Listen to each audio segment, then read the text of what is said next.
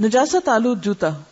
حضرت ابو سعید رضی اللہ عنہ روایت کرتے ہیں کہ رسول اللہ صلی اللہ علیہ وسلم نے فرمایا جب تم میں سے کوئی مسجد آئے تو وہ دیکھ لے اگر جوتوں میں گندگی لگی ہو تو زمین پر رگڑنے کے بعد ان میں نماز پڑھے.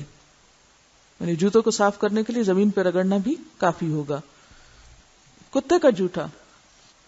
حضرت عبداللہ بن مغفل سے روایت ہے کہ رسول اللہ صلی اللہ علیہ وسلم نے فرمایا اگر کتا کسی برتن میں پانی وغیرہ پی لے تو برتن کو 7 بار پانی سے دھو ڈالے اور پہلی بار مٹی سے مانجے، کیونکہ مٹی پاک کرنے والی چیز ہے، اس کے جرمز وغیرہ کو صاف کر دے گی، اسٹرلائز کر دے گی. مردار کا چمڑا، یعنی جیسے بکری وغیرہ مر جائے. حضرت بریرہ رضی اللہ عنہا کی بکری مر گئی. نبی صلی اللہ علیہ وسلم اس کے پاس سے گزرے اور پوچھا کہ تم نے اس کا چمڑا اتار کر رنگ کیوں نہیں کر لیا تاکہ اس سے فائدہ اٹھاتے؟ لوگوں نے کہا وہ تو مردار ہے. آپ نے فرمایا اس کا صرف کھانا حرام ہے، یعنی چمڑا حرام نہیں ہے، اس کو رنگ کے اسٹرلائز کر کے استعمال کیا جا سکتا ہے. ام المومنین سودہ رضی اللہ عنہا نے فرمایا کہ ہماری بکری مر گئی، ہم نے اس کے چمڑے کو رنگ کر مشک بنا لی، واٹر بیگ، پھر ہم اس میں نبیز یعنی کھجور کا مشروب ڈالتے رہے یہاں تک کہ وہ پرانی ہو گئی.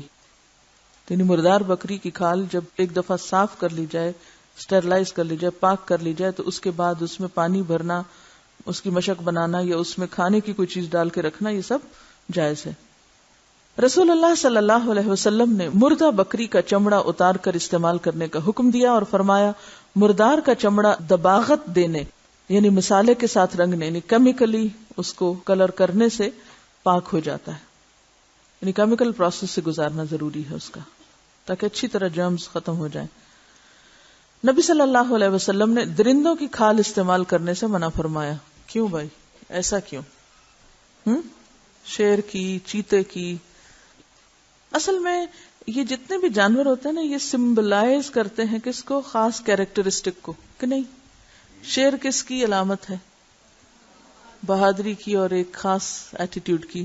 اسی طرح چیتا، کتا، بلی اور گدھا. بیسیکلی 2 بنیادی وجوہات ہیں. ایک تو یہ کہ انسان جس قسم کا لباس پہنتا ہے یا جو چیز دیکھتا ہے بار بار اس کی جو ریفلیکشن ہوتی ہے اس کے مائنڈ میں یا اس کا جو ایک فیلنگ یا ایک احساس اس کے اندر ڈیولپ ہوتا ہے وہ اس کے تابع ہوتا ہے جو کچھ اس کے ماحول میں ہوتا ہے. تو ان کھالوں کی جو رنگت ہے یا شکل ہے یا ڈیزائن ہے اور یہ تمام چیزیں براہ راست انسانی شخصیت پر اثر انداز ہوتی ہیں. انسان جس کی صحبت میں رہتا ہے، جس کی قربت میں رہتا ہے، اس کا رنگ اس پہ ضرور چڑھتا ہے. انسان کا لباس انسان پر ضرور اثر انداز ہوتا ہے.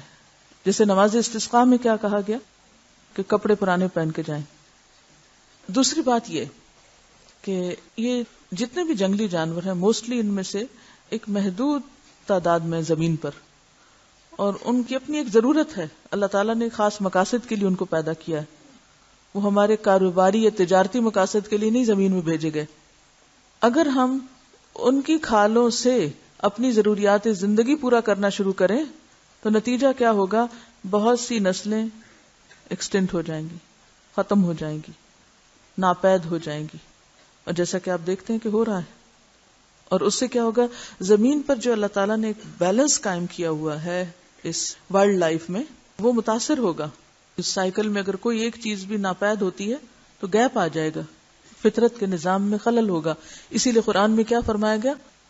الرحمن علم القرآن خلق الانسان علمہ البیان الشمس والقمر بحسبان والنجم والشجر یسجدان والسماء رفعها ووضع الميزان الا تطغوا في الميزان واقیموا الوزن بالقسط ولا تخسروا الميزان.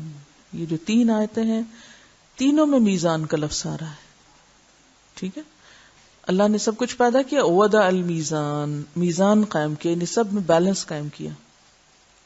اور پھر انسانوں کو کیا کہا کہ اللہ تطغوا فی المیزان، اس میزان میں خلل مت ڈالنا، اس نظام فطرت کو تباہ نہ کرنا. اور پھر وَأَقِيمُوا الْوَزْنَ بِالْقِسْطِ وَلَا تُخْسِرُوا الْمِيزَانَ، میزان میں کمی نہ کرنا. تو یہ میزان جو ہے اس کا قائم کرنا بے حد ضروری ہے، صرف اپنی ذاتی زندگی کی حد تک نہیں بلکہ نیچرل لائف کے بارے میں بھی.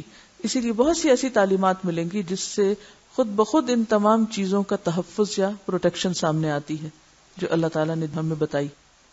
یہ کہہ رہی ہے کہ ویسٹ میں جب ویمن لب یعنی عورتوں کی آزادی کی تحریکیں چلائی گئیں تو خاص طور پر اس چیز کو انکریج کیا گیا کہ وہ ایسے ڈریسز پہنے کہ جن کے اوپر چیتا پرنٹ ہو، یعنی چیتے کی سکن جیسا پرنٹ ہو یا اور اسی طرح کے پرنٹ ہو، تاکہ وہ اپنے آپ کو سپریسڈ یا مظلوم یا مسکین نہ سمجھے بلکہ مضبوط، طاقتور اور بہادر قرار پائیں، یعنی چیتے کی کھال جیسے کپڑے پہن کے.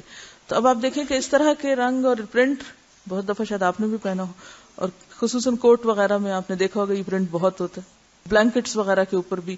تو اب بہت سے لوگ اس کو استعمال کرتے ہیں مگر اس کے پیچھے جو روح ہے یا جو مقصد ہے وہ نہیں جانتے. لیکن ایک بات یاد رکھیے کہ صرف شیر کی کھال پہننے سے کوئی شیر نہیں بن سکتا جب تک آپ شیر پیدا نہ ہو. جو چیز خود استعمال کریں گے وہ چیز جب پاک ہو گئی تو اس کو بیچ بھی سکتے ہیں، ٹھیک ہے نا. مردہ بکری تو نہیں بیچیں گے آپ، لیکن آپ کھال اتار کے اس کو صاف کر کے محنت کریں گے نا اس پر، تو پھر اس کی حیت تبدیل ہو گئی. اب جس چیز کا استعمال جائز ہے اس کا پھر بیچنا بھی جائز ہو جائے گا. کہتے ہیں کہ کراکوڈائل سکن اور سنیک سکن کے جو جوتے اور پرس وغیرہ بنتے ہیں تو یہ بھی ظاہر ہے کہ صرف کپڑوں کی بات نہیں ہے، ان کا استعمال منع ہے. ان کو جینے دیں ہم نا، سٹف کر کے لگا لیتے ہیں. مجھے سمجھ نہیں آتی کہ گھر کو جنگل کیوں بناتے ہیں. فطری طبیعت گوارا نہیں کرتی ایسے وائلڈ اینیملز کو گھر میں رکھنا. اللہ تعالیٰ نے جنگلی جانوروں کے بھی حقوق پروٹیکٹ کیے ہیں. جب ایسے جانوروں کو شکار کیا جاتا ہے تو اس وقت ان کو بہت ٹارچر بھی کیا جاتا ہے بعض اوقات اصل حالت میں سکن لینے کے لیے، ورنہ تو اگر آپ دور سے کچھ ماریں گے یا کچھ تو سکن کٹ جائے گی، پٹ جائے گی، وہ مقصد پوری طرح حاصل نہیں ہوگا. بہرحال بات پھر وہیں پر آ جاتی ہے کہ اللہ کے ہر کام میں مصلحت ہے، ہر حکم کے پیچھے کوئی حکمت ہے. ہمارے لیے کیا حکم ہے؟ سمعنا و اطعنا.